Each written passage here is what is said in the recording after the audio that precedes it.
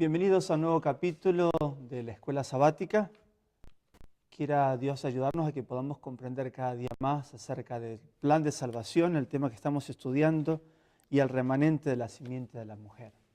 Queremos en esta oportunidad que junto con el Pastor Suárez, bienvenido a este programa de Escuela Sabática, juntos llevar la lección que tenemos para este sábado, pero queremos primeramente pedir la dirección de Dios a través de una oración silenciosa.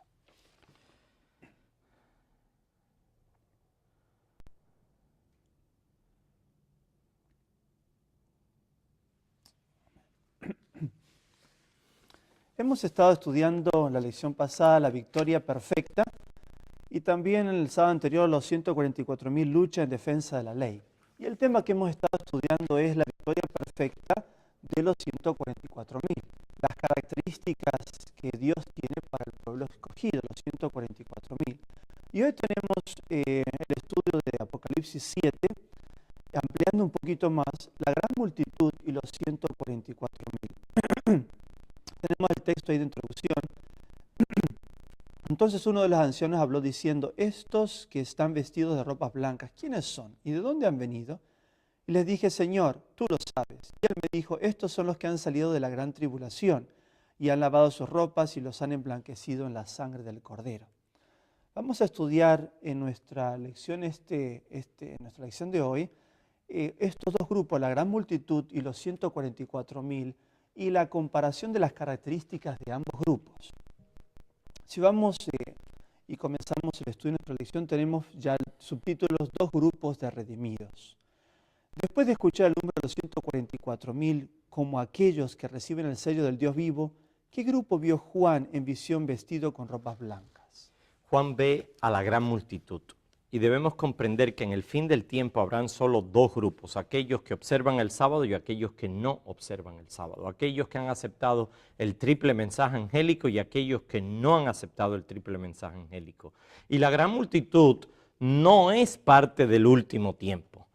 La gran multitud data del tiempo en que Abel muere y hasta 1844. Con excepciones, hay personas que han muerto después de 1844 que no han oído de la verdad del triple mensaje angélico o sí la oyeron pero no la comprendieron y Dios en su misericordia decide salvarlos con la gran multitud. Pero ese número cada vez es más y más pequeño según la verdad del sábado es proclamada en todo el mundo. Se ha dicho que Guillermo Miller, por ejemplo, que llevó adelante el pueblo adventista, no observó el sábado, murió después de 1844, murió en el tiempo del sellamiento y fue sellado con el sello del Espíritu Santo, pero no con el sello que corresponde al triple mensaje angélico. Muchas gracias. Aquí vemos entonces la gran diferencia entre un grupo y otro.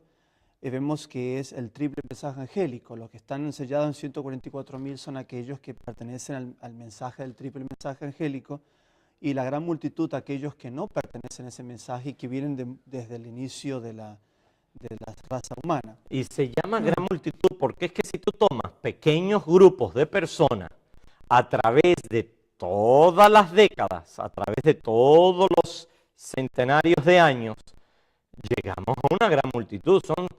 Son casi 6.000 años que cubre la gran multitud, antes del diluvio, después del diluvio. Todos los que han sido fieles a través de todo el tiempo, todos los mártires que murieron, esos 50 millones de mártires durante la Inquisición, todos esos corresponden a esa gran multitud. Pero siempre Dios ha tenido un grupo pequeño y peculiar, una manada pequeña que le ha seguido a Él. En la pregunta 2, después que Juan vio la gran multitud con ropas blancas, ¿qué pregunta le dirigió uno de los ancianos? Ya, la pregunta fue, entonces uno de los ancianos habló diciéndome, estos que están vestidos de ropas blancas, ¿quiénes son y de dónde han venido? O sea que ya hemos hablado de la gran multitud y quiénes están vestidos de ropas blancas. Bueno, estaban vestidos de ropas blancas la gran multitud y ya Juan sabe de dónde vienen esos de la gran multitud. Este es otro grupo, ¿quiénes son y de dónde han venido? Es un grupo especial, se refiere al grupo de los 144,000, Ujú, que ujú. son los que han guardado el sábado.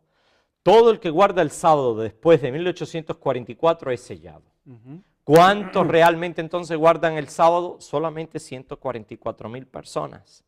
Y yo sé que hay un gran debate si esto es un número figurativo, si es un número simbólico, si es un número literal, si habrá cupo para mí o no en ese número.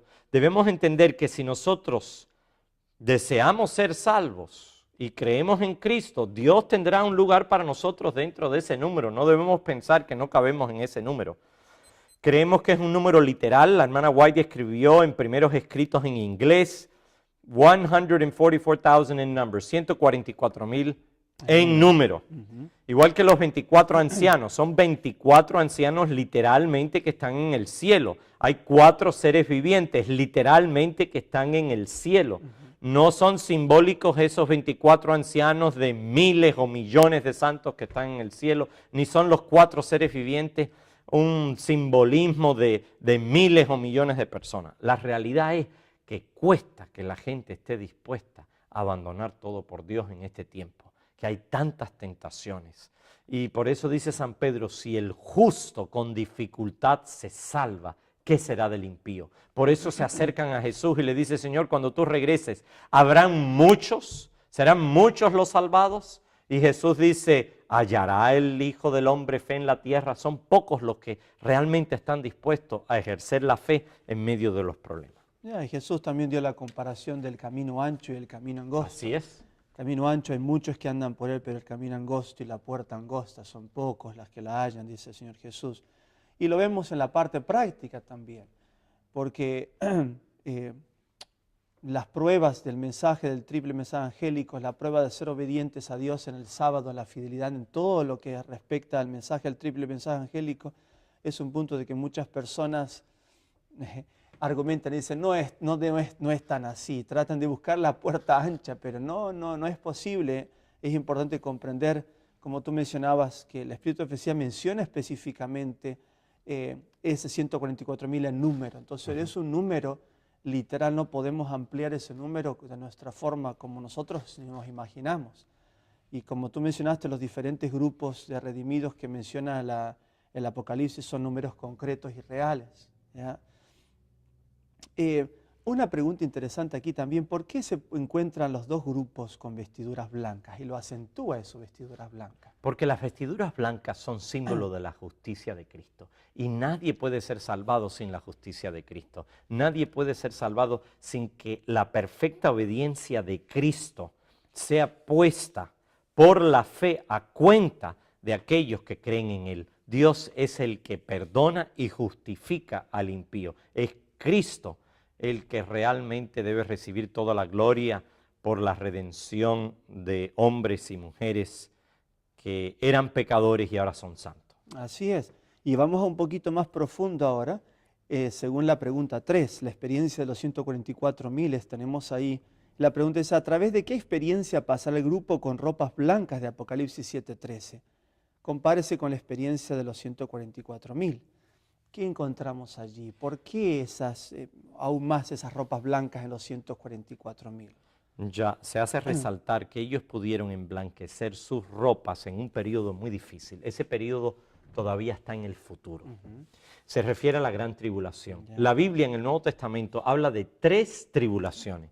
Habla de la gran tribulación de la Edad Media, de los 1260 años, de la persecución papal, cuando fue terrible tener una Biblia, como la gente moría por tener una Biblia en su casa, leerla, o por regalarla, o por venderla, o por tener cultos en casa. Eso era prohibido. Y más prohibido era poder predicar la palabra en el idioma del pueblo.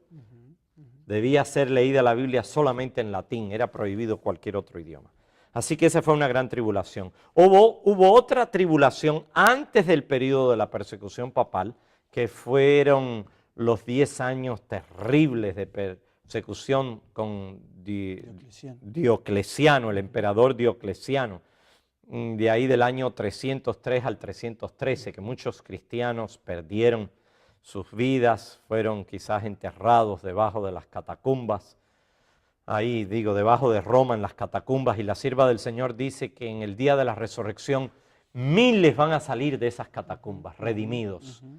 Ahora, este otro periodo de tribulación es del cual salen los 144,000, es la gran tribulación del futuro, son las 7 plagas postreras, que incluye también el tiempo de angustia de Jacob, que incluye la ley dominical con decreto de muerte. Tengamos en mente que todos los 144,000 tienen que pasar por ese evento, por esa gran tribulación, y surge la pregunta, bueno, ¿y cómo la hermana White?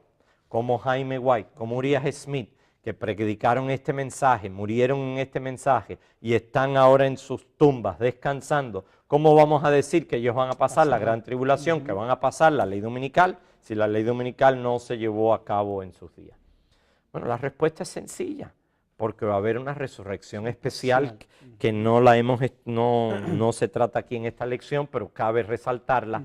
En esa resurrección especial, al final de la 6ª plaga, al inicio de la 7ª plaga, hay un gran terremoto, un gran tsunami, y ahí Dios despierta al resto de los 144,000 durmientes, despiertan para oír la voz de Dios desde el cielo, anunciar el día y la hora del regreso de Jesús. Así que tienen que estar en esta tierra todavía varios días, varias semanas, hasta que venga Cristo. La ley dominical sigue en pie, el decreto de muerte sigue en pie, las plagas no han dejado de existir, siguen cayendo. Si bien no son universales, cuando comienza la primera, después de un rato comienza la segunda. Al comenzar la segunda y tercera plaga, la primera no deja de existir, continúa su función. Así que ellos resucitan en medio de un caos que sería para volver loco a cualquiera que no estuviera con la mente cuerda en Dios. En esa resurrección especial también van a resucitar Caifás, Anás, los 70 que condenaron a Jesús y todos los que han ido en contra de la iglesia de Dios a través de los tiempos. Dios los va a levantar para que puedan ver el mundo en ese gran caos, en esa gran tribulación. Así es, y vemos que en ese momento los 144,000 lavan sus ropas con la sangre del Cordero.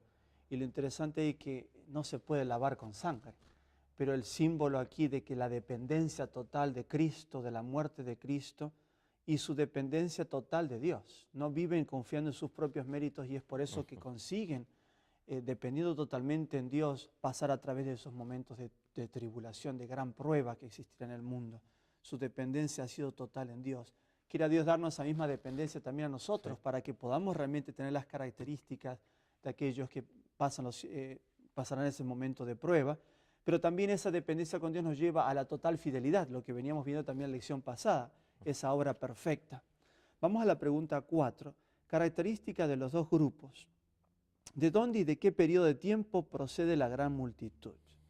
Ya hemos mencionado un poco de que los 144,000 comienza cuando comienza el triple mensaje angélico, a partir de 1844 y posteriormente cuando viene el mensaje del sábado, pero la gran multitud es un periodo que comienza ya anteriormente. Tenemos aquí el texto de Apocalipsis 7:9, que da ya una característica que menciona que es de toda nación, de toda tribu, de todo pueblo, y eso nos implica ¿qué, por lo tanto?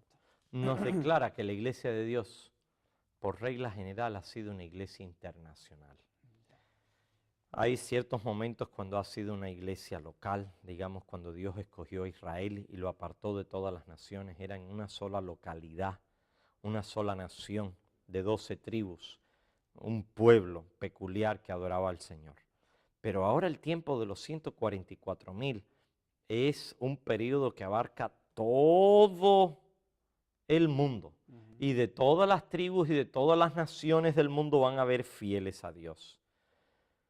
Y es un número contable. Estamos haciendo la diferencia entre la gran multitud y los 144,000. Los 144,000 se puede contar. Uno puede contar 144,000 personas, 144,000 familias, como quería decir Uriah Smith, o 144,000 cabezas de familia, como se contaba en el tiempo de Israel.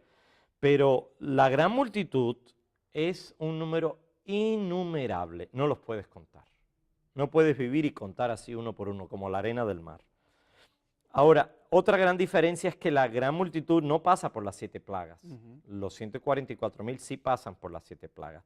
La gran multitud generalmente tuvo que pelear contra la bestia, contra el dragón, pero no existía la imagen de la bestia. Los 144,000 tienen que pelear, siguen peleando contra el dragón y contra la bestia, pero ahora con otro enemigo más, una triple unión, un Axis, como fue en la Segunda Guerra Mundial, que se unió Berlín, Tokio y Roma para ir contra el mundo. Pues aquí se unen estos tres, el dragón, la bestia y la imagen de la bestia, que también se le llama el falso profeta. Ellos se unen para ir contra el pueblo de Dios y enforzar la observancia del domingo y no del sábado.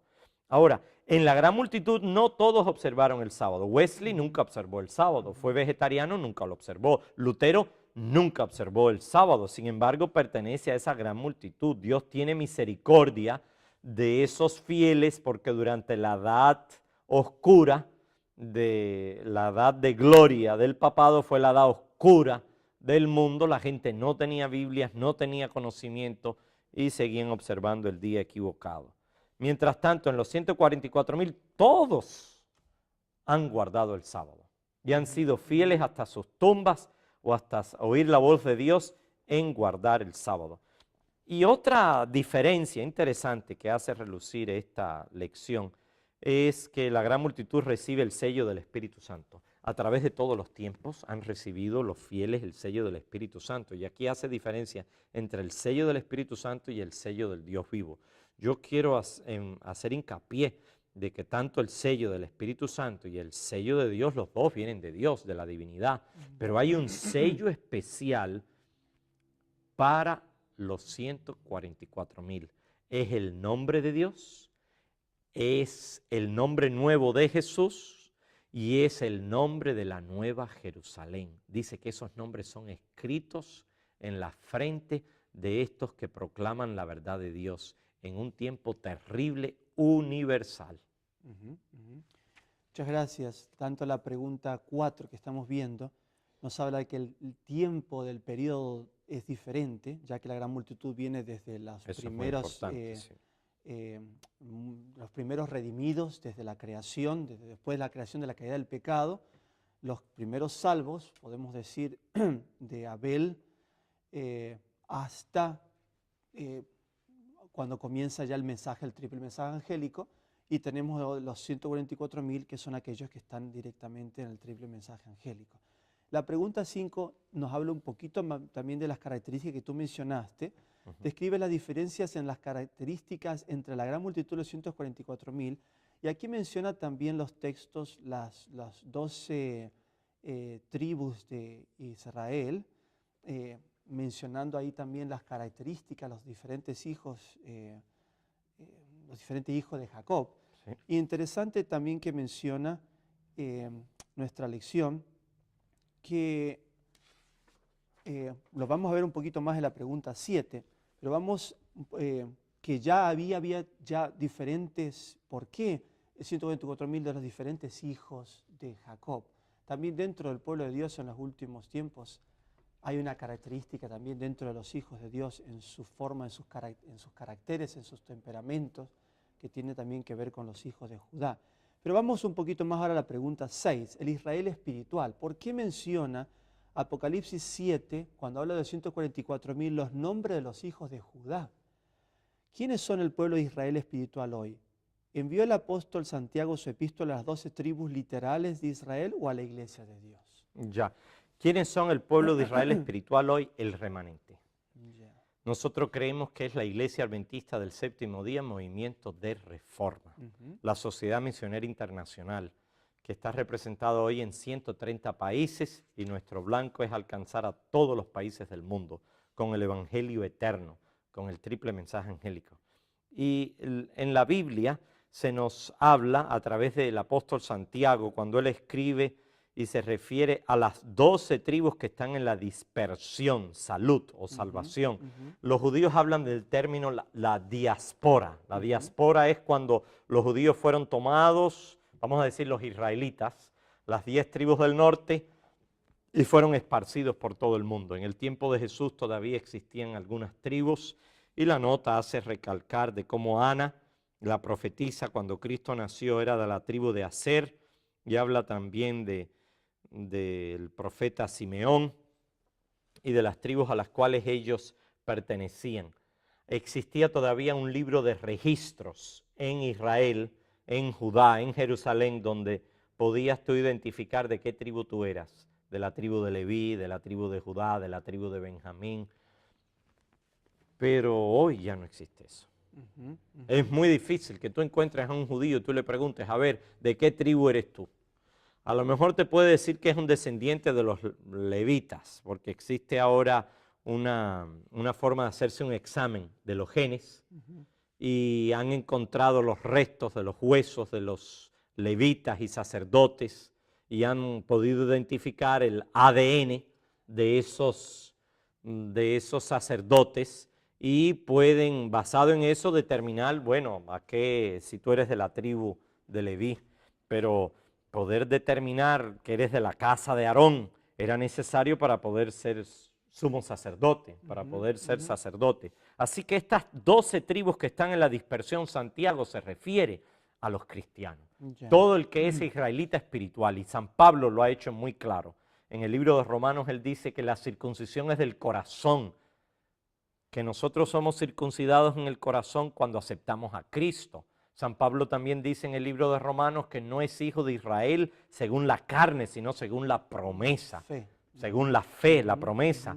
Luego San Pablo escribe a los Gálatas y dice que los que son los hijos de Abraham son los que tienen la fe de Abraham, porque él es el padre de todas las naciones. Así que dejemos bien claro que hoy para ser salvos necesitamos ser israelitas espirituales, teniendo la fe de Abraham, creyendo en el Mesías, y que las 12 tribus a las cuales nosotros pertenecemos, como vamos a ver en la próxima pregunta, son 12 tribus literales, pero no literales desde el punto de vista que pertenecen de la sangre de Israel, sino que tiene que ver con los caracteres. Había diferencia de los caracteres de los hijos de Israel y de igual manera hoy hay diferencia entre nuestros caracteres. Hay 4 temperamentos, pero 12 caracteres o personalidades. Muchas gracias. Y también cuando vemos el pueblo de Israel estaba compuesto por los 12 hijos de Jacob y se fue considerado todos ellos como parte del pueblo de Israel, y Dios protegió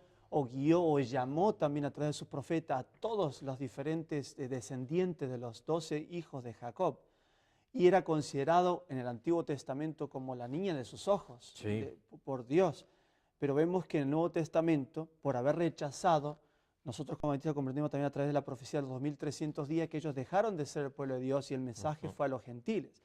Pero interesante también, leyendo un poco los diferentes pensamientos de los cristianos del primer siglo, que también se consideraba la dispersión a la experiencia de los cristianos cuando ellos aceptaban a Cristo y también tenían la persecución de su propio pueblo, los gentiles persiguiendo ahora a los conversos, y tenían que entonces eran considerados también la dispersión de los creyentes, no ahora la persecución de los judíos, sino la experiencia nueva de los cristianos que tuvieron que también ir a diferentes territorios por causa de la persecución. Irónicamente, pastor, los judíos persiguieron a los cristianos.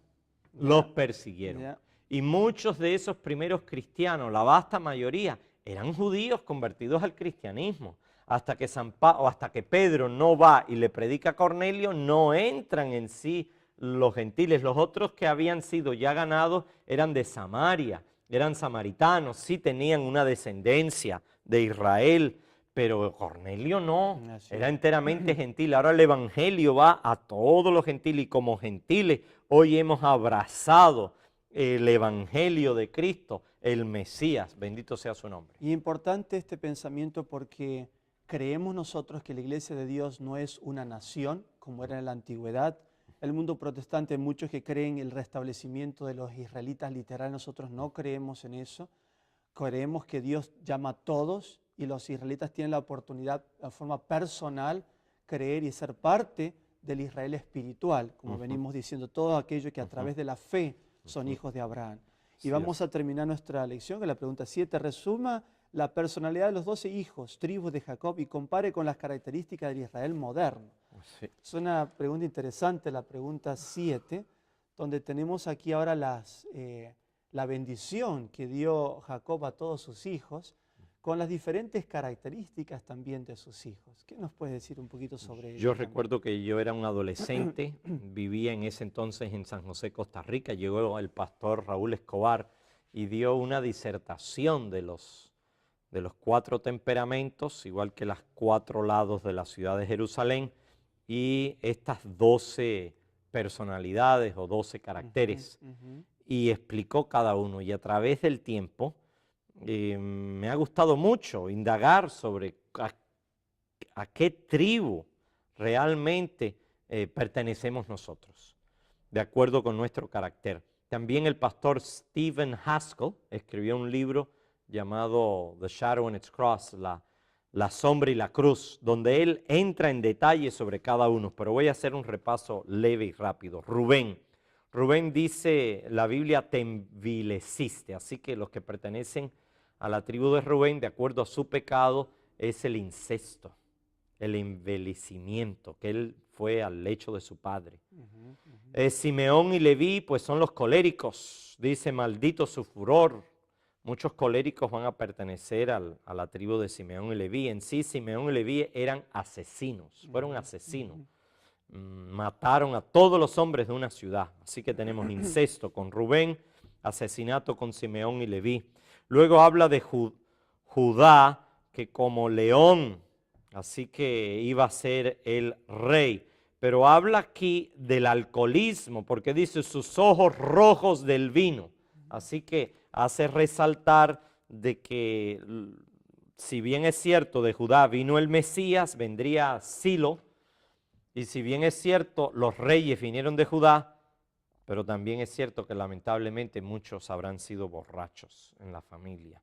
Y hay borrachos que llegan al conocimiento de Cristo y pueden vencer ese pecado. Vean bien que al mencionar todos estos pecados, Dios puede salvar asesinos, puede salvar a aquellos que sean culpables de incesto, aquellos que hayan sido dados al alcoholismo o a la drogadicción, porque hoy tenemos las drogas, no solamente ya de alcohol, sino de heroína, de cocaína, todos esos caben aquí en la tribu de Judá. Zabulón dice que era puerto de naves, las naves se llevan para el comercio, así que estos son los que son dados al dinero, que les gusta el dinero y tienen que vencer esa raíz de todos los males que es el amor al dinero.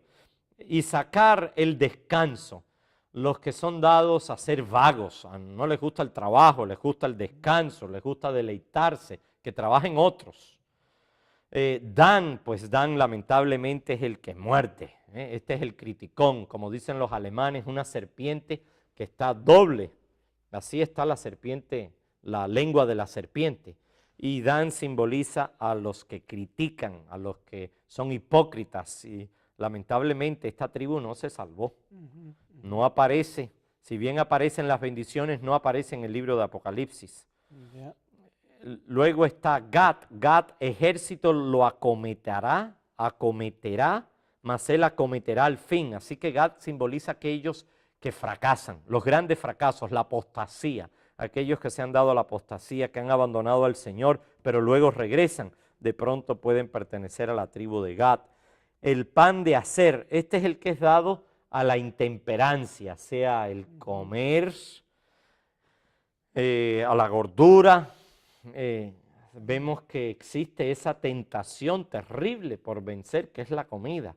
Y sin embargo, Aser pudo vencer esa tentación y simboliza a todos aquellos que vencen la intemperancia en el comer. Neftalí pronunciará dichos hermosos, son aquellos que son muy sanguíneos, que se comprometen a dar el cielo y la tierra por cualquier cosa y después no lo hacen. Son aquellos que celebran muy bonito, tienen muy buenas palabras, pero no tienen los hechos. Tienen que cambiar y controlar lo que dicen, y también para ellos hay esperanza. De José no se menciona ningún pecado, sí pasó un momento muy amargo, y quizás podemos decir que Jesús pertenece a la tribu de José, pero aquellos que hayan pasado alguna amargura terrible, que hayan estado en prisión injustamente, que hayan sido acusados por sus hermanos injustamente, pertenecerán a esta tribu de José. Vencer la la angustia, la tribulación. Y por último, Benjamín. Dice que Benjamín es aquel muy capacitado en la mañana, él come todo para sí y en la tarde, bueno, vamos a repartir un poco. Así que el egoísmo, aquellos que son dados al egoísmo podrían caber bien con la tribu de Benjamín. Si indagáramos más profundamente podríamos dar otras características de cada uno de los hijos de Jacob. Pero queremos enfatizar que todos, dice aquí, durante los años en que José había estado separado de sus hermanos, estos hijos de Jacob habían cambiado de carácter. Así que hay esperanza para nosotros. Ahí está la característica de que hubieron diferentes problemas, diferentes pecados en cada uno de los hijos, y son también las tentaciones que enfrenta hoy la humanidad. Como tú decías, los diferentes problemas, la ambición, los problemas de los vicios, los problemas de las reacciones también, las relaciones también sociales, el asunto de los propios, el interés propio, pero aquí coloca que cambiaron de carácter, habían sido, y coloca envidiosos, turbulentos, engañosos, crueles, vengativos, pero ahora habían sido probados por la adversidad y se mostraron desinteresados, fieles el uno al otro y consagrados a su Padre y sujetos a su autoridad. Lo mismo debemos nosotros experimentar, la fidelidad ante Dios, desinteresado con nuestros propios intereses. Aquí vemos lo que tú mencionaste, las diferentes características de sus propios intereses, y consagrados, entregados a Dios, dependiendo totalmente de Dios y no de sus propias capacidades como lo hicieron los hijos de Jacob. Dios nos ayude para que podamos tener esas características también y ser contados un día muy pronto dentro de los 144,000. En G. de Guay dice que debemos buscar formar parte de los 144,000 si queremos ser salvos. Dios nos ayude para que podamos buscar a Dios de todo nuestro corazón y entregarnos a Él y pedir que transforme nuestras debilidades y que nos haga parte de ese grupo especial de Dios. Dios bendiga a todos nuestros hermanos, mi deseo y mi oración. Amén. Amén. Muchas gracias. Están todos bienvenidos al próximo capítulo, la semana que viene nuestra lección.